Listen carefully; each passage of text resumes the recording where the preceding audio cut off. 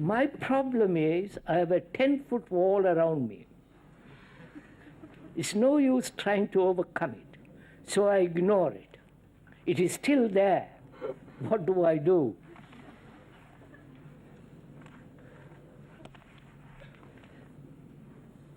What's your height of the wall you have around you?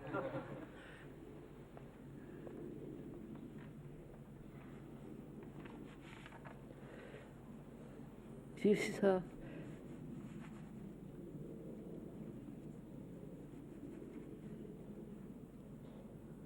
Is it possible to be vulnerable,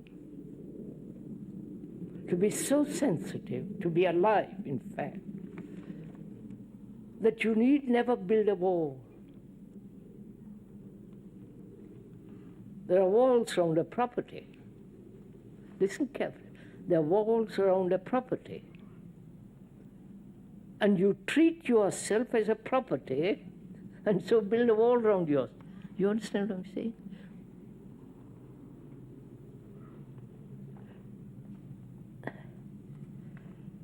Again, sirs, why do we do all these kind of things? Why do we build a wall and then try to tear it down, and not being able to break it down? We avoid it, we run away from it. We hide behind it. Why do we do all these things? Why do we create problems for ourselves?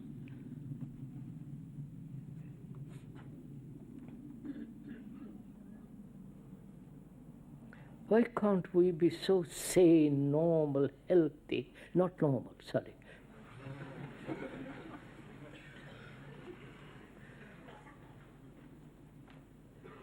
Now, this is a problem to the questioner. What is a problem?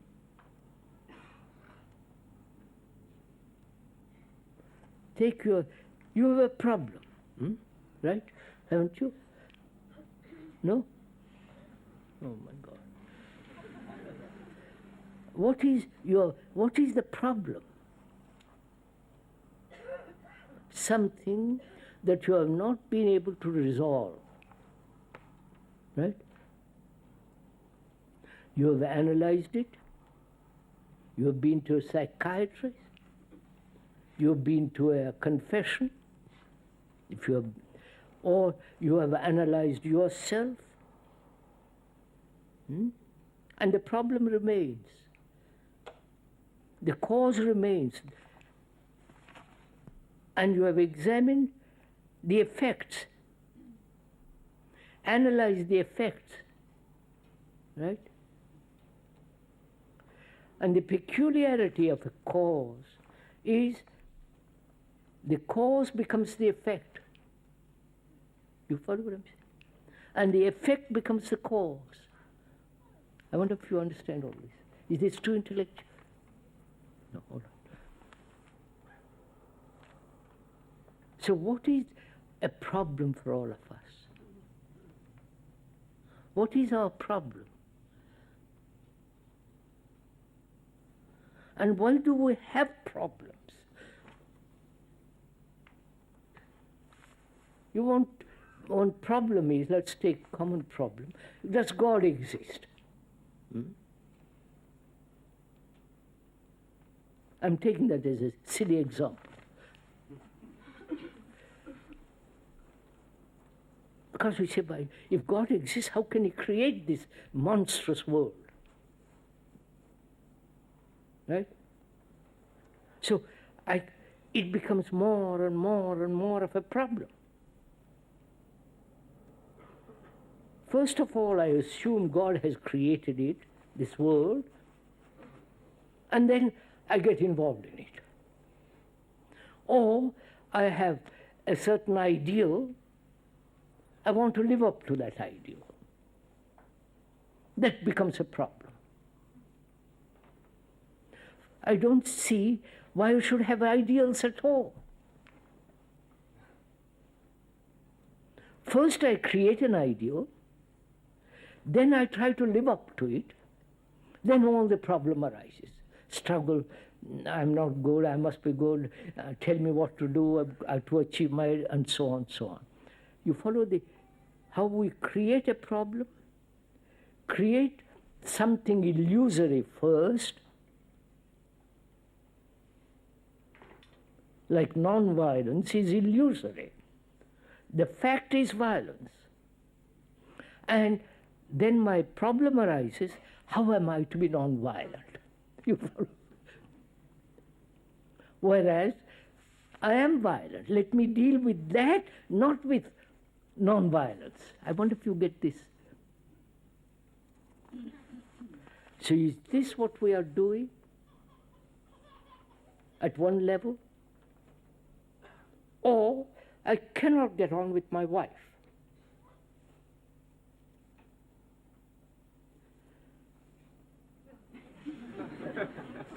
I'm rather nervous about this.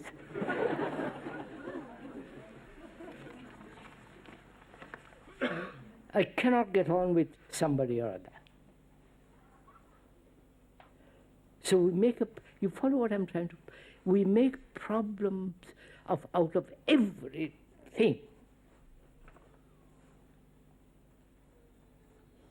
Now the question is much more important than resolution of problems, is not to have problems at all.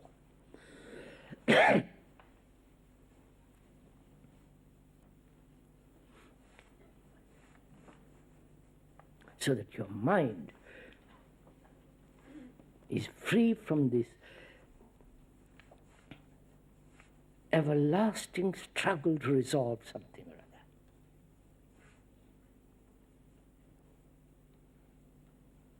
What is the core of all problems? Not technological problems, it's not mathematical problems, but the human, deep, inward psychological problem. What is the root of it?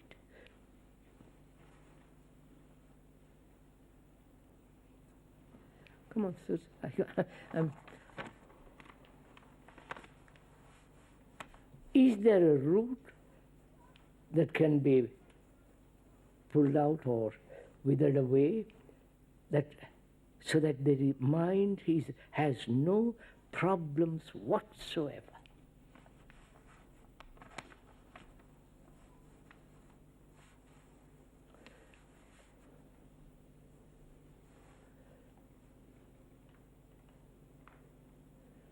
Go on, so let's.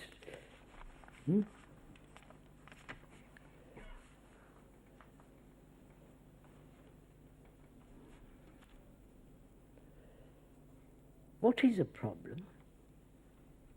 Something to be resolved in the present or in the future, right? Problem only exists in time. I will get it. You understand what I'm saying? Please tell me. Huh? You understand this, my question? Problem exists as long as we are thinking in terms of time. Not only chronological time, but inward, psychological time. As long as I have not understood the nature of psychological time, I must have problems. You understand? Are you meeting? We are moving together. That is, I want to be successful in the worldly sense, or also I want to be spiritually successful. They're both the same. Now, wanting to be successful is a movement in time. Right, you follow this? And that creates the problem.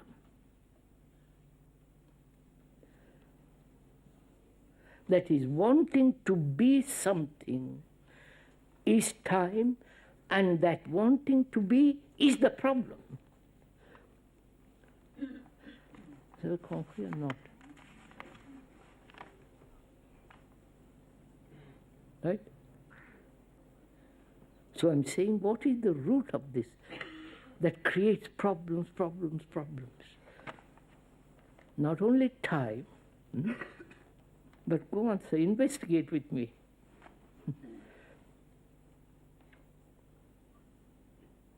Is it thought? Or is there this center which is always moving within its own radius? Do you understand what I'm saying?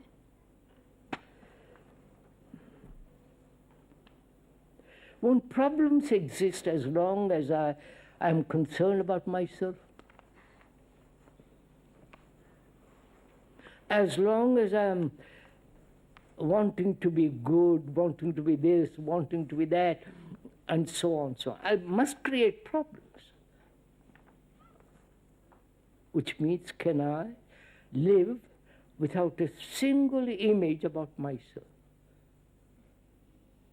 Do you understand?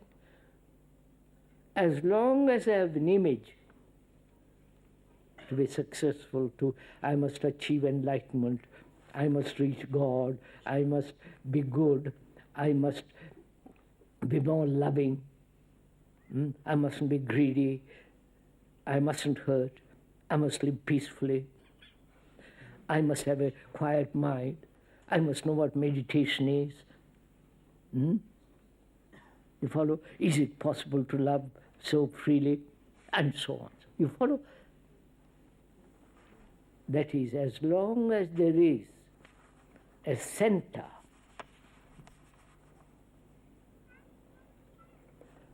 there must be problems. Now, that center is the essence of inattention. Are you getting it? Oh, come on with me. When there is attention, there is no center. I wonder if you meet this, right? Now look, when you listen, if you are listening, when you listen to what is being said and attending, not trying to understand what you say, attending, in that attention, there is no you. The moment there is no attention, the you creeps up. And that center creates the problems. Got it? No, sir, this is very, very serious if you go into it. To have a mind that has no problems.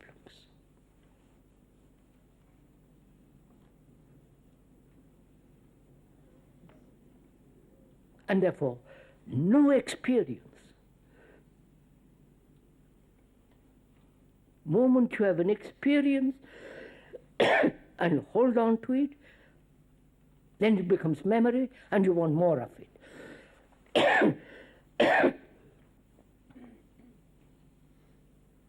So a mind that has no problem, has no experience. Oh, you don't see the beauty of it.